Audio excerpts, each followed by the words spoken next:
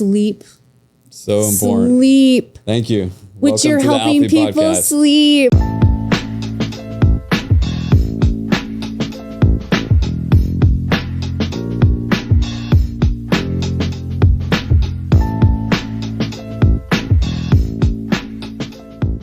I'm Dr. David Alfi, your host, and you're watching the Alfi Podcast.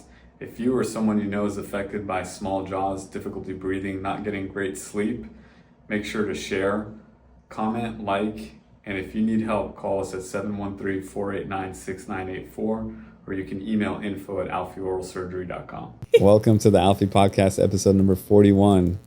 We have a very special guest, the multifaceted Dr. Kelly Lamoreaux. Did I say that correctly? You said it correctly. Good job. We That's have a hard we have one. a Cajun influence here because we're close to Louisiana. You're right. Everybody thinks I'm from Louisiana too. They're Yeah. always like, and I go by Dr. Kelly because no one can get my last name. At my office, I'm like, just Kelly. Yeah, here they Kelly. would. Yeah. You're in the South. Yes. I understand it.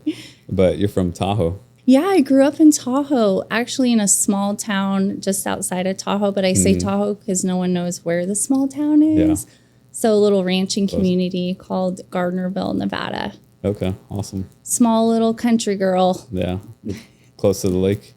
Super Close close. enough. 15 minutes. Very nice. I don't know if you've ever been there, but I've seen You have to pictures. go. I know it's a beautiful place. it's so amazing. You have to go. I think one side is nicer than the other side is what I hear. You know a lot. Yes. Yeah. Casinos up at the lake. Right. Yeah. Awesome. So you guys do not want to miss this episode. For one, Karma's over here. It's his first Alfi Podcast episode. But Kelly is not your average dentist. And she's not only a dentist. A lot of doctors or dentists identify themselves as one thing, which is not always the healthiest thing True. to do. But you are an entrepreneur, a women's health advocate, Yes. a fitness trainer, an app developer, Yes. a cosmetic dentist, and a lot more. A model. A mom of four. My A mom favorite of four. thing. There you go. How can I miss that? The most important of all. Yes. Right. So we're going to get into a lot of these things because a lot of very interesting topics with all those face masks that you wear. Yes. What attracted me to have you on this podcast was what I identify as the Mamba mentality, which I know you're a basketball fan, so I think you understand what I mean by that. Yes. Thank you. Yeah. It's Yes. for those who don't, the Mamba mentality is, to be the best version of yourself every day, to have this relentless Yes. desire to always improve and do more and do better. And I think that you do so many things at a very high level.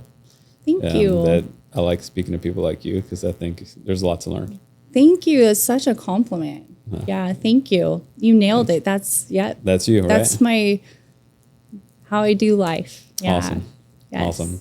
Yeah, one of my favorite quotes I actually saw in a Peloton class is that how you do anything is how you do everything.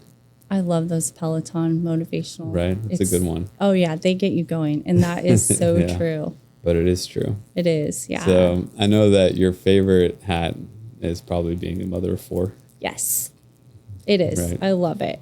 I wish I would have had 7. Yeah. Yeah. Too late now, but I wish I More would. is more. Yeah. Yeah. And children Yeah. are challenging, but there's so Yeah. much love. There is. And they make you grow a lot as a person.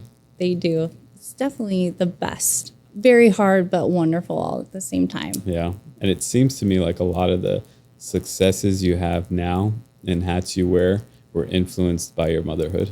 Absolutely. So let's talk about that.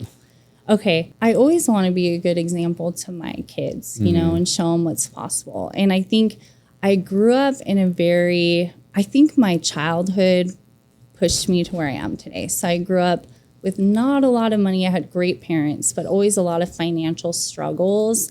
And that kind of pushed me to make my life different because I felt very out of control as a child in the financial struggles. So I think that was the first thing that pushed me to want to be better and do more. It's so interesting in life. I feel like sometimes your first goals that you're working towards are the hardest.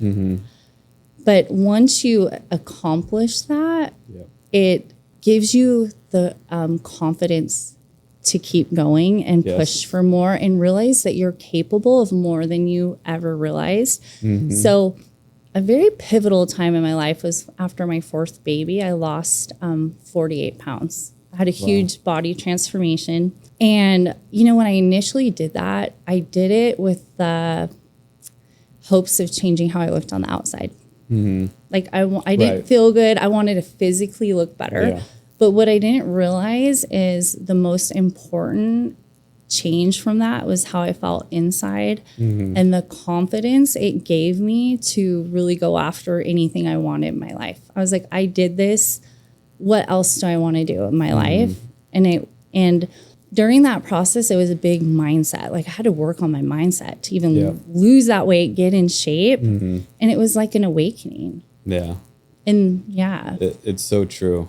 And it's, you know, a little goes a long way. So momentum is a huge thing in business and in life. And I agree with you. I think that, you know, early wins can definitely spiral into continuous wins.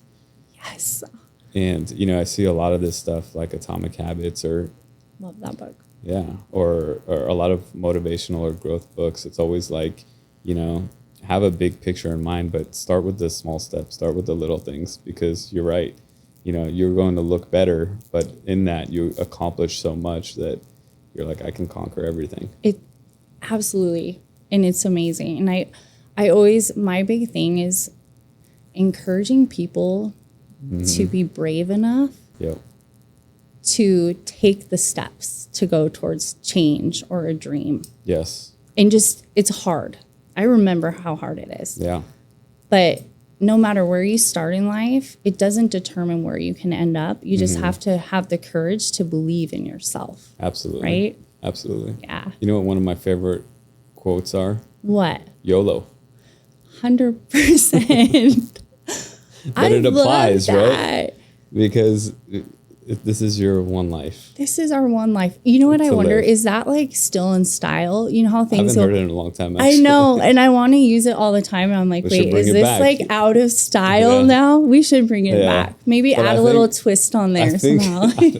I think when I learned about it, it was more like YOLO, let's party, drink till morning. But that's not the YOLO I'm talking about. I'm with you. But I think that's what people think. That's what they think. Like, party, do all that. Yeah, but no, I'm talking about doing more with your life, aim big.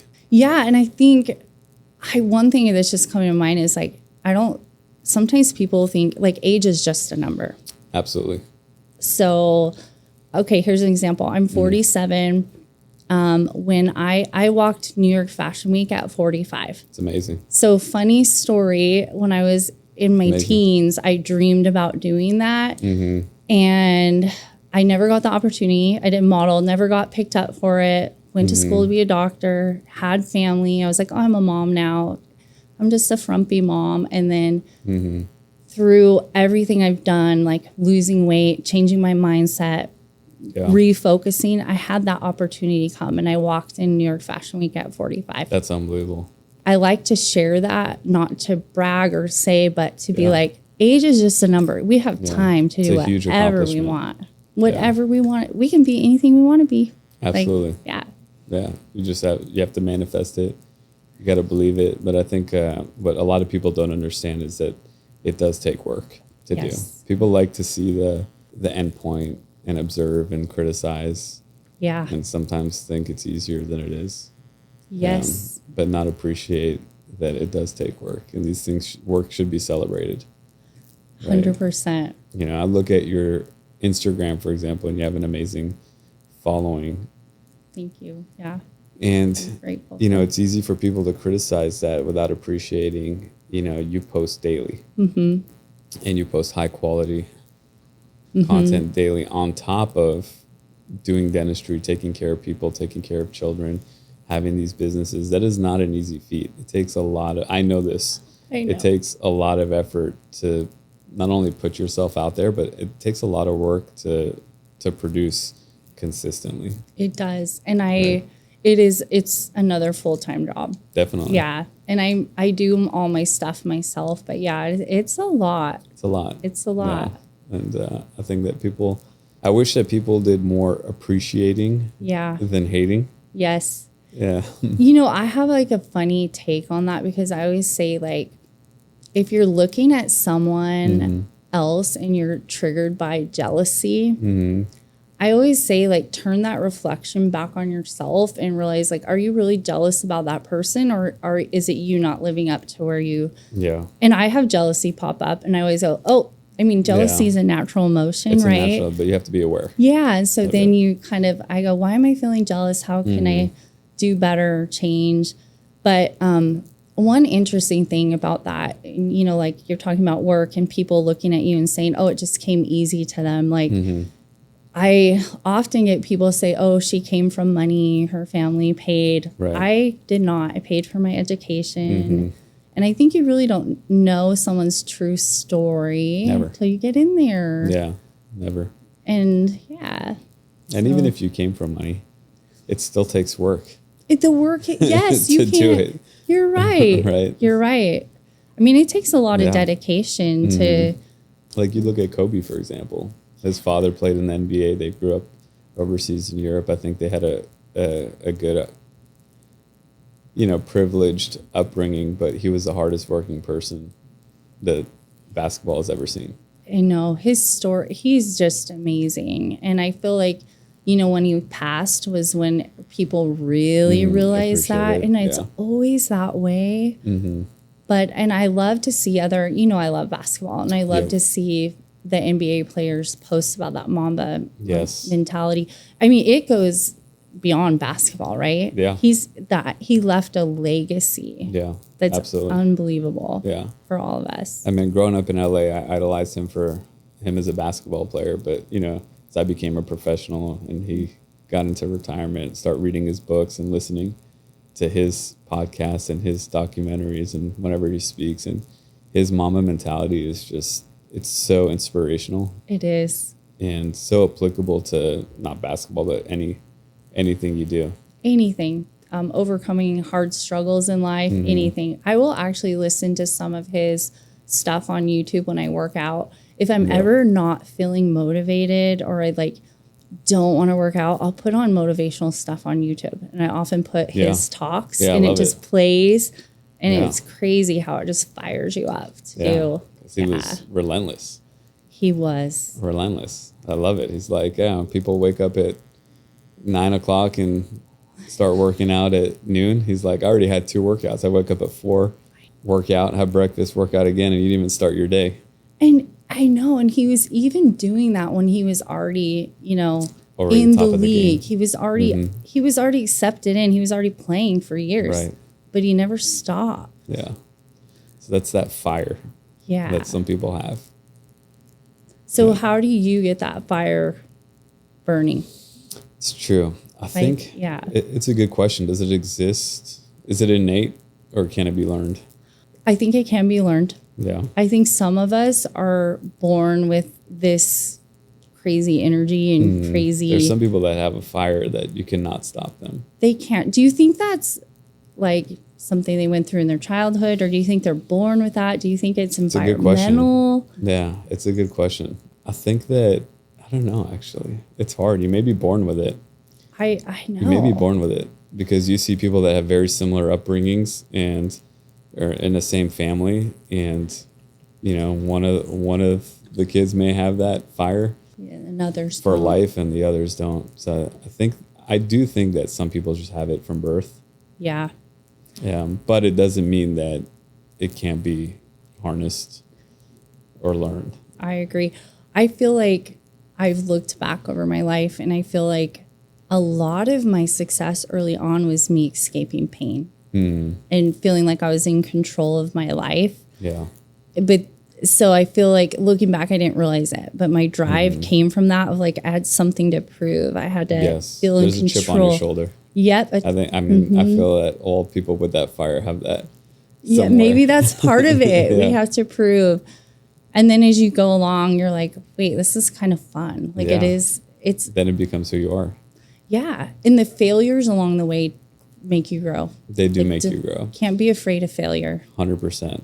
Yeah. I mean, I think that you talk to anybody that has had consistent success or great success, and they've failed and have come out stronger from that. 100%. But do you think, I think you have to, whenever I'm in a struggle, I do that mindset shift of like, what do I need to learn? What do I need to grow? And it helps. But yeah, I do. I think if you are in a struggle, shifting and recognizing to like, okay, how can I grow from this? I'm going to get better. It helps too. Yeah.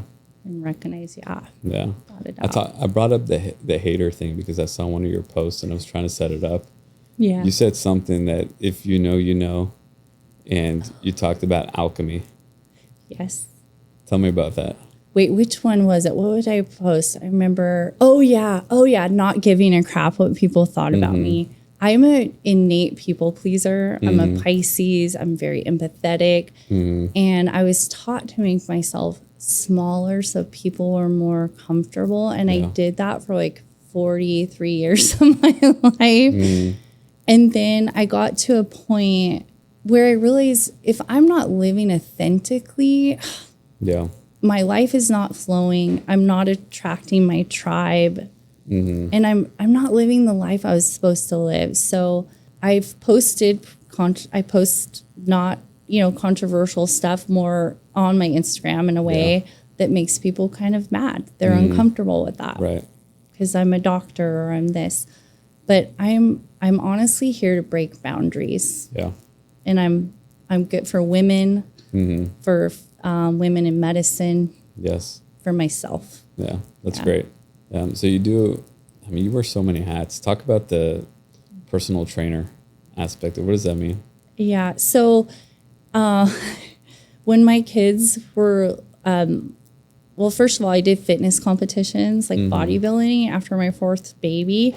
And my kids were little. I wasn't working full time as a dentist part-time. And I had a trainer that really, I just trusted with my nutrition, really messed up my hormones, like bad. And that's when I realized like, we know nothing about nutrition. Yes. Like we are not trained about it. We're not taught. We know all the wrong things. And because I'm such a nerd and a learner, I went back and I got my sports nutrition cert and my personal trainer. And all this while practicing dentistry? Yeah.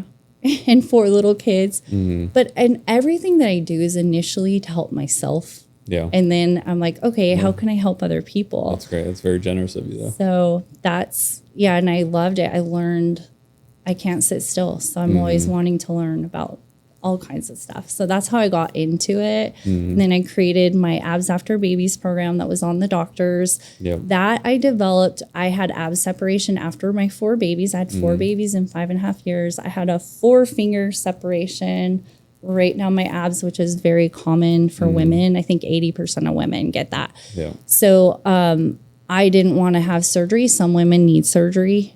They really need surgery. So I studied how to heal myself, and then I turned it into a program to help other women. And initially my Instagram started as that, and that's what I did. Give me, in very short, and it's the 3 things that you did to heal yourself.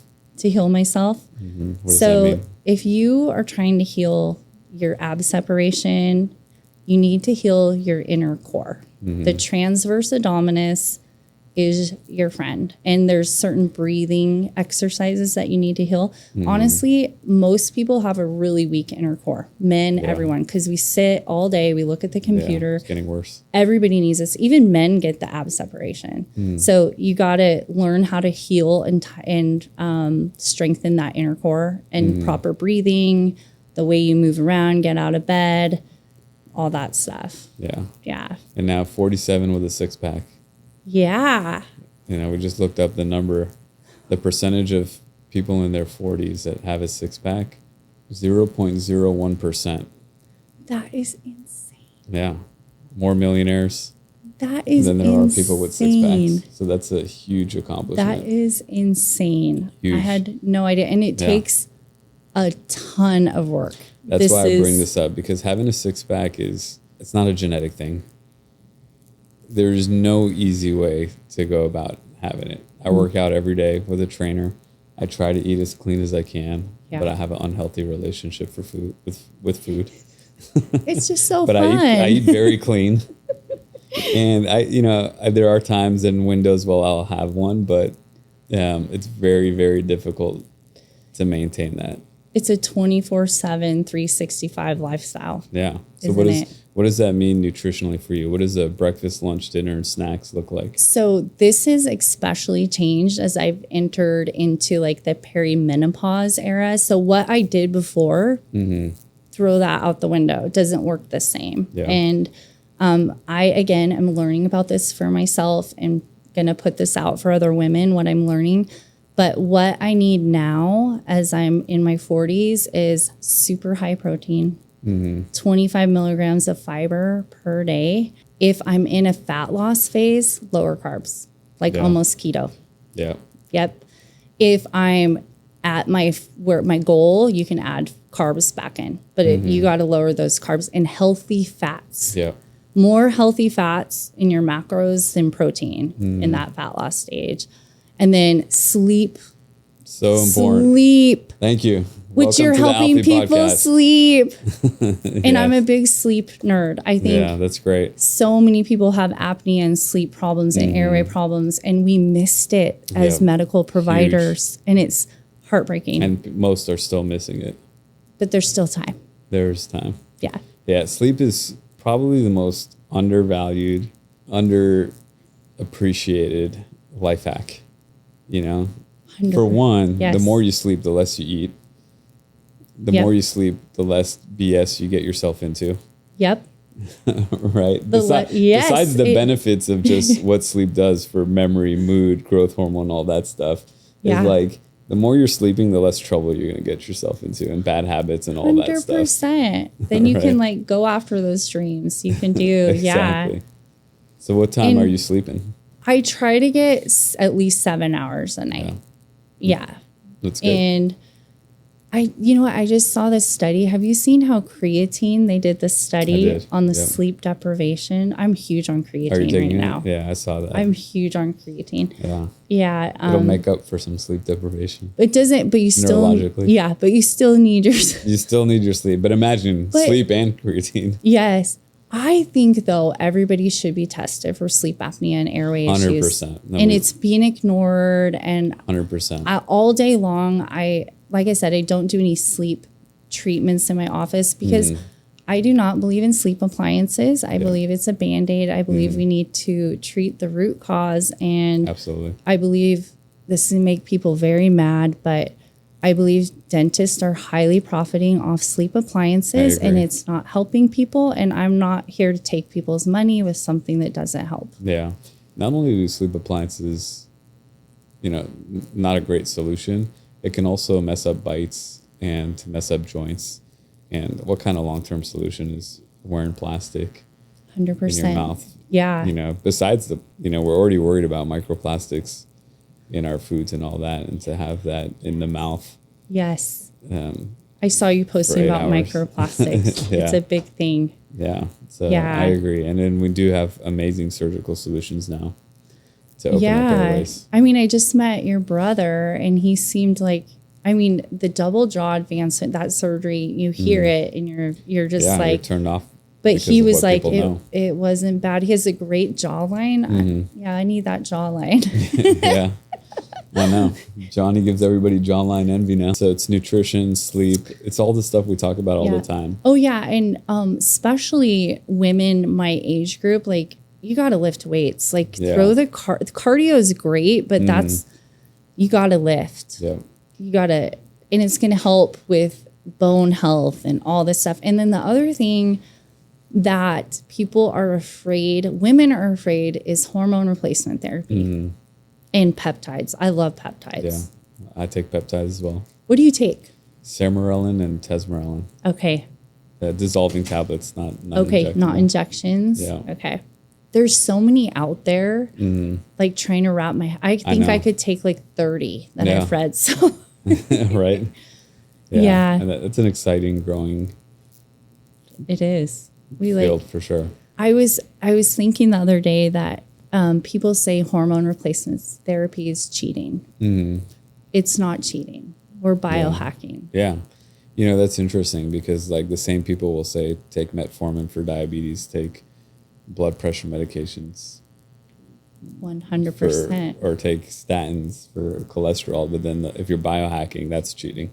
Yeah. What? Isn't that interesting? Yeah. Why is that? Yeah. But peptides, really what they're doing is they're just signaling your own body to do its thing. Right? Because So they're it's not like bioidentical, correct? Yeah. Where you're using a pharmaceutical that has all kinds of side effects. Right. And unknowns that we don't even know the effects. Yeah, it's true. And we've come to a society where everybody's just very pill happy, right? And it's almost like you just accept blood pressure, I'm going to take a pill. You got anxiety, I'm going to take a pill. Yeah. And nobody's even thinking about what root causes are for any of these things. No. Doctors and dentists A are lot of guilty it's too. sleep. Yeah, most of it is sleep.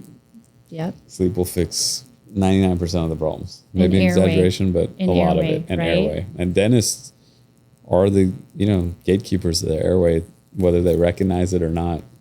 That's why I'm so excited about it. I mean, I even have children. If I was so fascinated by the studies that said that children with anxiety have sleep. Yeah. So you could change their whole life 100%. with sleep. And still, with those studies and knowledge, pediatricians are not checking sleep on any of these kids. They'll give them focal and ADHD medicine first. let me at them. I'm like, Right? let me, Yeah. First of all, how can you as a physician even just give prescriptions without thinking about root causes? That's crazy to me. I agree. And why is that? So my son was really sick. I experienced the healthcare system and I experienced so many doctors not thinking outside of the box, and maybe they're overworked or tired. I don't know. I'm not in their world like that, but yeah, the thinking outside the box, the whole picture. Yeah. They're not doing that. They're not. Yeah. I mean, it's such a long, difficult, competitive task to become a doctor. Yeah. And there's so much to learn that by the time they're got their doctorate degree, they're basically become professional rule followers. Maybe that's what medical school teaches too. Yeah. And without really knowing it. Yeah. It's like you're studying to follow the rule. Yes. So it's like all your life you're competing, how can I be the best rule follower? I never thought of that. And then once they're out, they don't even realize that now they've trained for 14 years just to follow the book. I had never thought about that, but I think you hit the nail on the head. Yeah. That is such good insight. Yeah. 100% true. Yep. I think it's true. It's like you just have to have common sense. I remember my mother, I always called her a doctor because she thinks she is one. But she's a very common sense person. And I would learn things in med school and she would just say, no, just do this or, do these holistic things and take some turmeric. This makes sense. Yeah, that doesn't make sense. And Which we love a good turmeric. I used to fight a lot of what she was saying. Like, no, I went to Ivy League medical school. What do you know? Mm-hmm. But now I look back at it and it's like, it's just common sense. A lot of these things are common sense. It's so true. Yeah. Yeah. That's why I think you can blend holistic with everything. Absolutely. Both things are needed, like traditional medicine, holistic, everything together needed. they're very powerful. They're so there's powerful. Tools on both sides. Yeah. For sure. And I love that approach. And I know you do that when you practice dentistry. I do. So how do you approach a patient? You're known as a veneer specialist. So I love, I've been a dentist for 19 years. I've been in dentistry for 28. I was a dental assistant and then a hygienist. And I've now in the artistic side of dentistry. I love doing smile makeovers in a non-invasive way. I do a lot of minimal, no prep veneers. And I think why I love it is I have so many people cry when they see their new smiles. It's for a lot of people, it's a huge change. You probably see it too with your surgeries. It is helping people is amazing. Yeah. It's a big part of it. But, just through my son's illness too, I really opened my eyes to thinking outside of the box, even as a dentist. And so with our patients, my hygienist and I were huge on airway. We look at the whole body. We're not just looking at teeth. They come to us. We're looking. You can see so much. Absolutely. It's all signs. And we listen to our patients. And I feel that a lot of times patients don't feel listened to, and we honestly really care. It's not, that's why, like I said, I don't do airway appliances. I'm not here to do something to just make money. I need to make money, but like treating the whole patient, helping their life get better, telling them about airway. A lot of people don't even know about airway. They don't know their anxiety is linked to airway. They don't know this can affect, and that's what we're here to do. So it's more than teeth. It's full body. Absolutely. And anybody that wants to get rich who's listening to this, I think, some of the best advice I ever heard is you provide good value, whatever it is. Yes. Provide value, you're going to be rich. Absolutely. Right. It's not hard to make money once you're providing value. Yes. And provide value, be honest, and care. I heard another thing about when I came to Houston. Somebody successful said that Houston is a very easy place to make money. He says all you have to do is do what you say you're going to do. If you can deliver what you're proposing, you will do very well in this town. Really? Yeah. Do people not deliver? I mean, there's a lot of con artists out there. Yeah, there are. Or people trying to make a quick buck. Does Houston have a little bit more than but Houston, it's the opposite. Houston, it's like if you do good work, whatever it is, if you do good plumbing, carpentry, they're gonna whatever it is, you're gonna be wildly successful in this town. Yes. If you're a good surgeon, if you're a good dentist, you're gonna be wildly successful because people are searching for that value. And when you're getting referrals from your other patients, you're doing a good job. Yeah. I have to say, I'm super impressed with Houston. Everybody has been so nice. I checked in my hotel at 11 last night, and they were everybody just so nice and kind. Yeah, that's nice to hear. They're nice up in Denver too, but I travel a lot, and a lot of cities aren't like that. So Houston, you guys are very nice here. We appreciate that. Shout out to Houston. And I agree. Houston is an interesting place. I grew up in Los Angeles. I lived in New York for 10 years. Oh, man. Different places. I'd never imagined. I remember in New York, I was like, am I either going to stay in New York or go back to LA?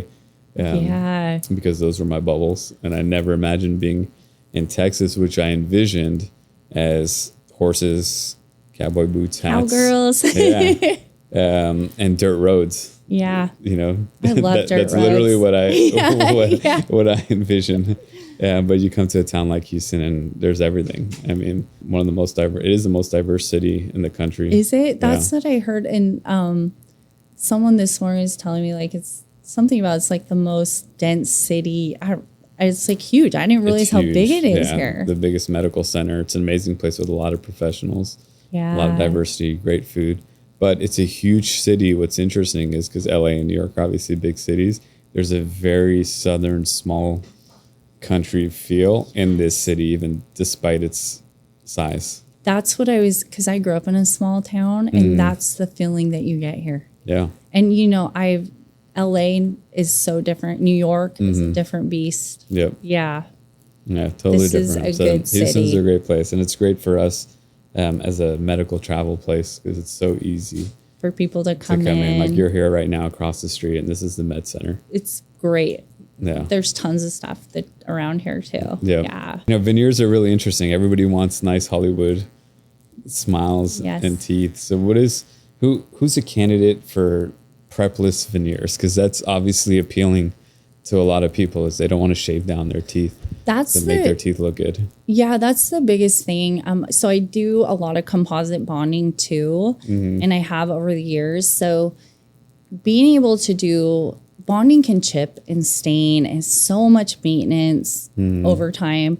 So being able to offer porcelain veneers where I'm not taking away tooth structure makes me so happy. Yeah. I just had I think he's 21-year-old kid who was in an accident. He was missing part of his teeth. I did his whole upper arch without prepping a single tooth.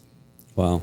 And I was able to open his bite a little bit. He went through ortho, all that stuff. I was able to stabilize his bite.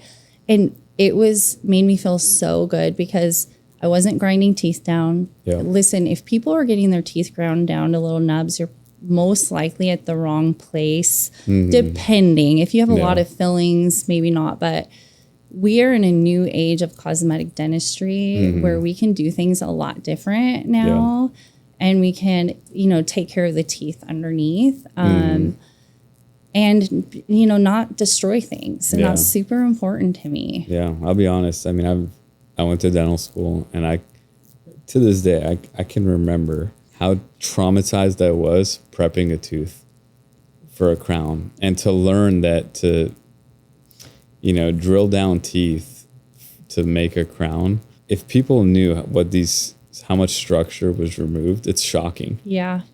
It's shocking. It's shocking. And I have people, turkey teeth. Let's talk turkey teeth. Okay. There's some good dentists in Turkey. There's a good dentist in every country. But okay, Turkey's a country. But I'm people thinking say about turkey's teeth. No. What do they look at? I'm gonna look this up. Turkey teeth. So they go for veneers. Right. And I've had people that went because they're like, I paid $5,000 for my whole mouth. They are. And you know what? They come back and they have a lot of issues. They need root canals because they're just grinding every tooth down. Right. And I understand it's affordable for them, but is it worth? Right. Is going there, destroying your teeth? Yeah, they look pretty, but is it worth destroying them and having problem after problem after problem and maybe losing your teeth? Just maybe keep your natural teeth. Yeah. Like really, maybe. Yeah.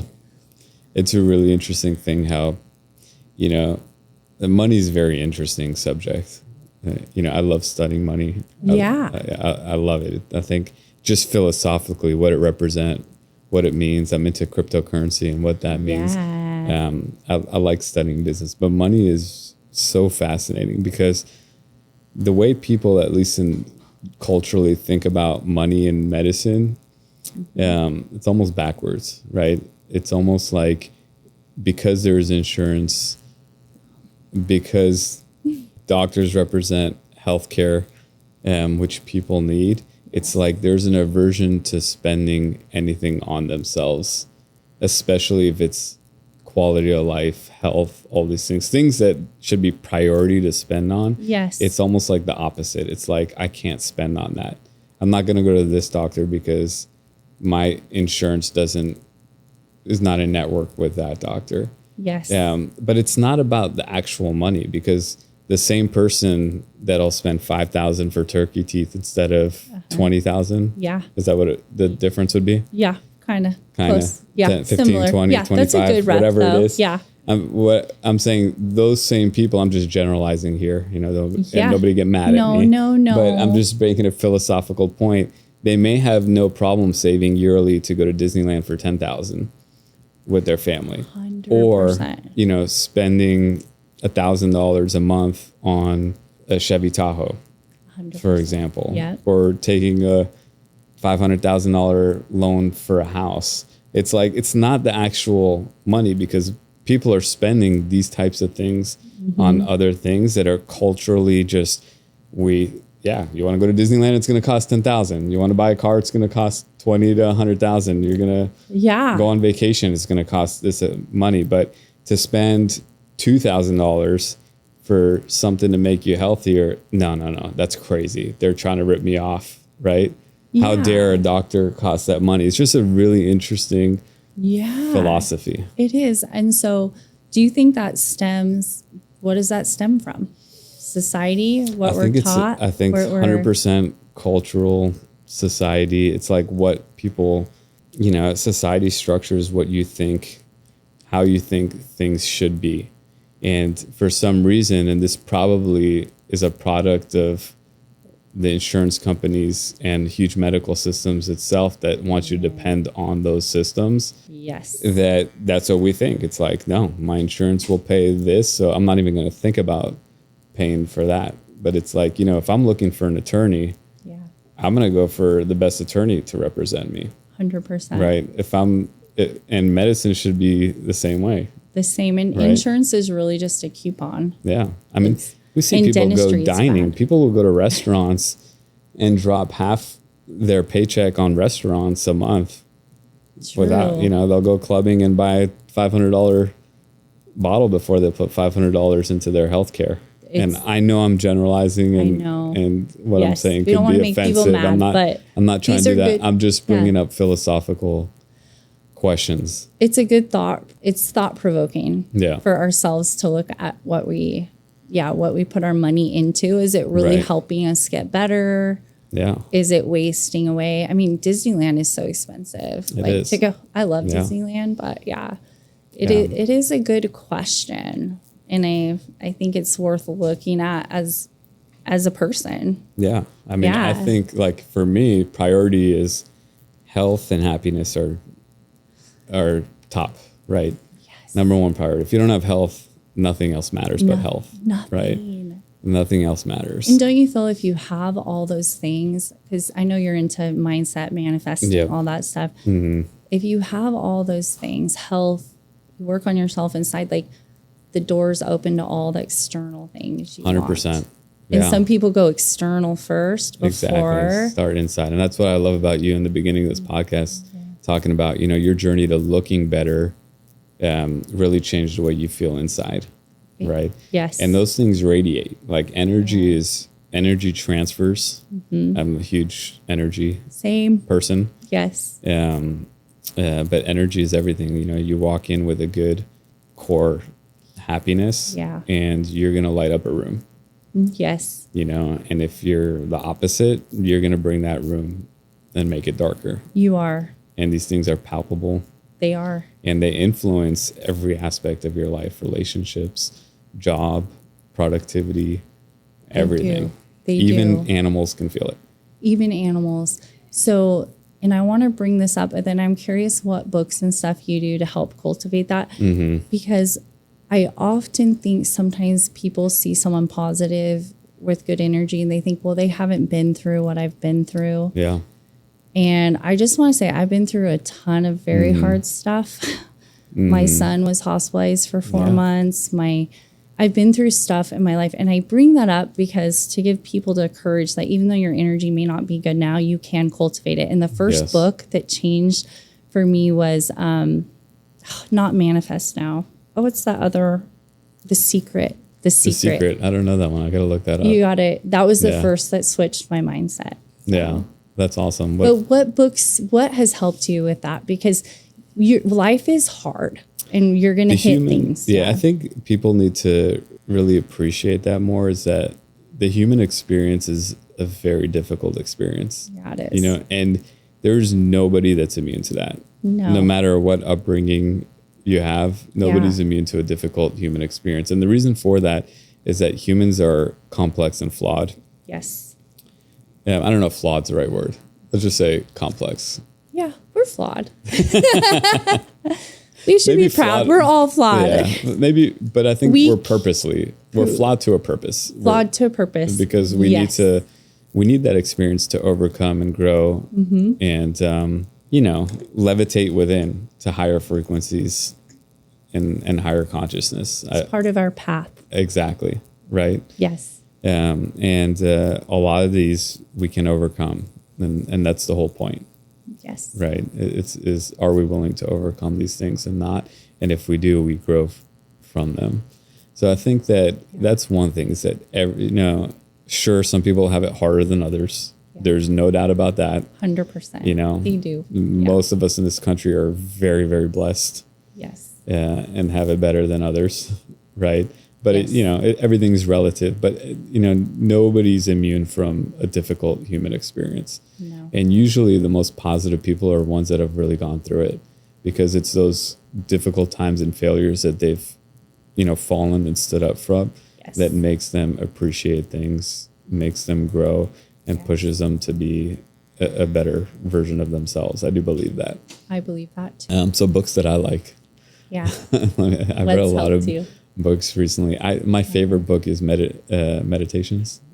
Is it Meditations? Meditations. It's Marcus Aurelius. Oh, I need to read that. Okay, that's on my list. It's Stoicism. I'm so fascinated. It is my favorite book by far.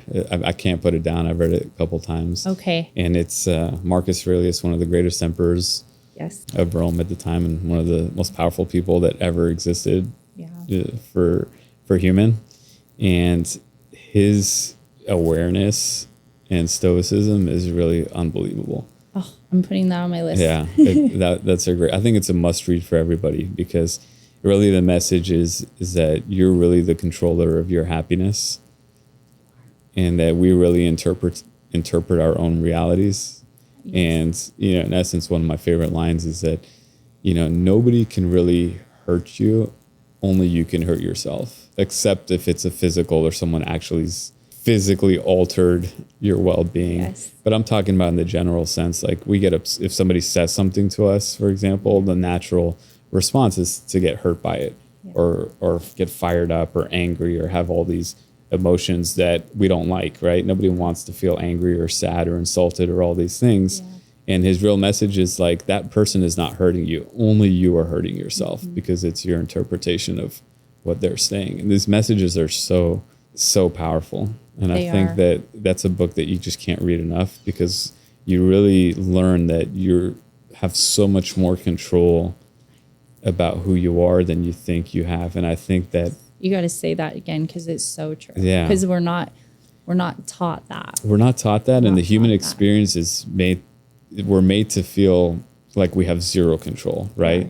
Yeah. Because we live in a society. We have to live by rules and hierarchies and all the realities of human behavior that there is. And then there's physical things too. There's weather, and there's difficult things and storms that come our way that make you feel like, tragedies that make you feel like you have zero control. Yeah.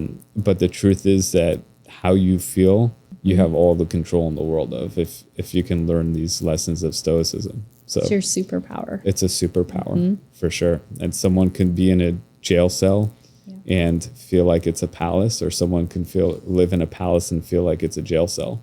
100%. I love that. Super powerful. Yeah. So that's the one that comes to mind. But I mean, so many good books, and I'm such an advocate for reading. I think that you can't read enough. You can't. Naval, I don't know if you're familiar with Naval. He's a modern philosopher. No. He's an amazing read too. Okay. The Almanac. Naval's Almanac. That's a great read. But he's just a great modern thinker. And he's a huge advocate for reading. And he said that, he will never in his life think about spending on books, because that money is well worth it. Yeah. I feel like it's like traveling the world. Reading a book is. When you travel to another country, you get outside of where you're at. And you learn.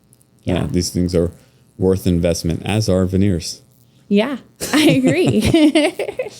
I saw that you had an NBA player and you put a diamond on his tooth. Oh, yeah. Recently. Michael Porter Jr. Yeah. In PJ, just got traded to Brooklyn. Yeah. But yeah, he, that was so much fun. We had a lot of fun at my practice. So he came in, he's like, I want a diamond on my tooth. Yeah, I was going to ask, how do you do that? So we just used like a little composite glue and we glued it on there. They can come off. They can definitely come off, you guys. Yeah, but he can't take it off. You would have to take it off. I would have to take it off. Yep. But a lot of people do like fake ones too. So if they come off. But he loved it. And then when he got into season, he wanted it off because he's like, it just was annoying when he was playing. Like I'd rub on his. Yeah. So it's an off-season thing? Yeah. It's an off-season thing. And then do you have a jeweler that you're working with, or how's this? They usually have their jewelers. So they bring their diamond in. But we also do fake gems too. A lot of people do fake, which they look real, you guys. So are you incorporating it into a veneer or crown, or are you just gluing it on, bonding it on? I mean, that's the best way with a real one, is to incorporate it into a veneer. Yeah. And you just have your ceramist build it into there. You talked about composite bonding instead of veneers and the risk of them chipping off. Are veneers not at risk of chipping? So they are not indestructible, but yeah, they're pretty durable. I've had, if you can't chew on like bite on a metal or something, but they don't chip, they don't stain. And, for a lot of people, like changing your smile that you've been insecure about is huge. Yeah. They've done studies that if you were especially in business or in your sales, people trust you more if you're smiling. If you don't smile or show your teeth, their trust in you goes down. Tool. Yeah. And I know there's some people who aren't, a smile doesn't matter to them. That's fine. You guys go about your life. We're good. I love that too. Like, it doesn't matter. But if it is something that's bothered you for a long time, I mean, a lot of my patients, they're like, I wish I would have done this sooner. Yeah. It gives them a lot of confidence. It gives you confidence. And there's financing. There's all kinds of options now. So yeah, for sure. I really love it. I like to help people. So for me, it's very fulfilling. Those things are rewarding. It's so rewarding. I know we talked about we both finished dental school the same year. Yes, we did. 2006. 2006. So we're both in that part of our career where we have experience. We obviously have that mama mentality. So we're good at what we do. Yeah. And when you start doing that, you start to be more selective about what you do. We talked about how I only like to do orthognathics now, and it's about 99% of my practice. And you've come to that stage in your career as well. Yes.